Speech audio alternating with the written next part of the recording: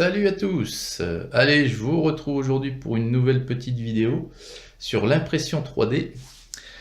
Et donc aujourd'hui j'ai imprimé, vous le voyez, c'est Mario.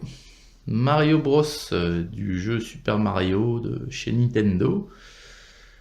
Donc c'est un joli petit Mario que vous trouvez sur Thingiverse. Donc il fait environ, je vais vous dire, 10-12 cm de haut. C'est une belle taille. L'impression est très jolie. Ça s'est très très bien passé. Donc si vous voulez imprimer cet objet, d'inclure des supports partout. Parce que des supports, vous en avez donc ici qui partent du plateau jusqu'ici, donc sous le bras. Vous en avez également sous le pif. Vous en avez ici, sous la casquette. En fait, toutes les parties qui dépassent un petit peu de Mario sont supportées par des supports. Et heureusement, sinon l'impression ne se passerait pas correctement. Et c'est quand même une impression qui demande quasiment 10 heures. Là, je l'ai imprimé en couche. Donc, il faut quand même pas la louper, quoi. Quand vous avez une grosse impression comme ça qui dure une dizaine d'heures, il faut prendre toutes les précautions pour qu'elle réussisse. Donc comme d'habitude, ce petit Mario va passer sous mes gros doigts boudinés et mes pinceaux. Et puis je vous le remontre dans très peu de temps, dans le temps d'un claquement de doigts. Et voilà donc notre Mario, une fois peint. Donc il est bien plus joli, bien plus sympa comme ça. Donc je l'ai peint au pinceau, avec de la peinture citadelle. Et puis j'ai passé un coup de vernis brillant. Donc voilà le petit Mario, complètement fini, et qui va trôner, il va trôner comme ceci dans ma vitrine. Donc vous voyez, c'est un super fichier. Je sais pas, je pense que c'est un scan d'une figurine existante. L'auteur a dû faire ce fichier par rapport à ça, avec cette technique là, mais en tout cas c'est très très réussi. C'est un bel objet, un beau personnage. Alors pour la peinture, ça a été donc une peinture au pinceau, comme je vous l'ai dit, avec la peinture citadelle, donc très facile, c'est une grosse figurine. Alors j'ai donc commencé par faire ces chaussures. Donc ces chaussures, vous voyez, qui font un petit peu couleur cuir, couleur Baller Brown, pour faire le cuir des chaussures. Ensuite, sa salopette en jean, j'ai utilisé cette couleur là, qui est du... Putain, mais j'y vois pas avec la luminosité de merde. Du Calidor Sky. Donc encore une... Ensuite, donc les gants, bien entendu, c'est du blanc. Donc l'appellation, c'est du Ceramite White chez Citadel. Le rouge. Alors, je vous montre ce pot, parce que c'est quand même extraordinaire. Donc moi, le rouge, c'est du Blood Red. Mais ce pot, regardez, Citadel couleur, vous voyez bien, c'est pas du tout le même design que les autres. Ce pot en question, comme quoi la peinture Citadel, je vante ses mérites souvent, elle est chère, ok. Mais ce pot, il date, j'ai acheté cette boîte, c'était un pot de peinture qui était dans une boîte de base de peinture Citadel. Et j'ai acheté cette boîte en 93, en 1993. Et le rouge, le pot est ouvert depuis cette année-là. Et vous voyez le rouge? Il est parfait. Donc,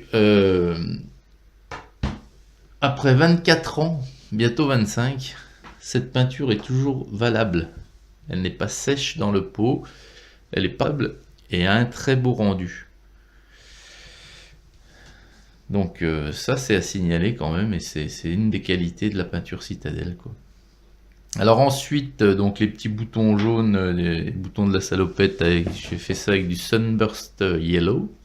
Donc là encore, ce sont les pots, vous voyez, c'est pas du tout la forme de ces pots-là, ni de celui-ci.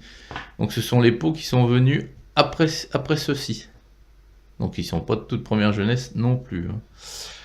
Donc ensuite, la moustache et les cheveux derrière ont été faits en Mournfang Brown. Ah, c'est des noms à coucher dehors, hein, c'est clair. Le noir, pourquoi j'ai du noir? Mais je n'ai pas utilisé de noir, hein, je crois pas, non. Donc les dents, la langue, c'est pareil, c'est avec le rouge. Et la peau, donc la peau, c'est du Ungor Flesh. Alors là, j'ai un petit regret quand même, parce que Ungor Flesh est une chair qui est pas bronzée, mais qui est ni claire. Et je trouve, on m'a fait remarquer, un de mes fils m'a fait remarquer que le Mario était un petit peu bronzé. Et qu'il a quand même la peau beaucoup plus claire, entre guillemets, en réalité. Bon, alors ce qui fait aussi que ça a bien foncé la couleur de peau, c'est que j'ai appliqué un lavis derrière. J'ai appliqué du Reckland Fleshshad, pardon, sur sa peau. Ça fait que ça l'a ombré un petit peu, donc foncé. Sur la salopette et les chaussures, j'ai appliqué un lavis de Agrax Earthshade. Alors donc c'est pareil, ça fonce un petit peu la couleur, mais ça lui donne ce bel aspect de cuir. Et la salopette c'est pareil, ça lie un peu tout, quoi. Parce que vous aviez des endroits qui étaient plus ou moins foncés que d'autres. Et ben grâce au lavis, là, à l'ancrage, ça lie un peu tout. Donc c'est parfait. Donc voilà les amis, hein. Et pour finir ce petit Mario, je lui ai appliqué une couche, donc voilà, c'est ça, Purity Seal, satin vernish, donc vernis brillant satiné. Et ça c'est une bombe pareil de chez Game Workshop et que j'avais acheté dans les années 90 également. Et il en reste, et elle fonctionne encore.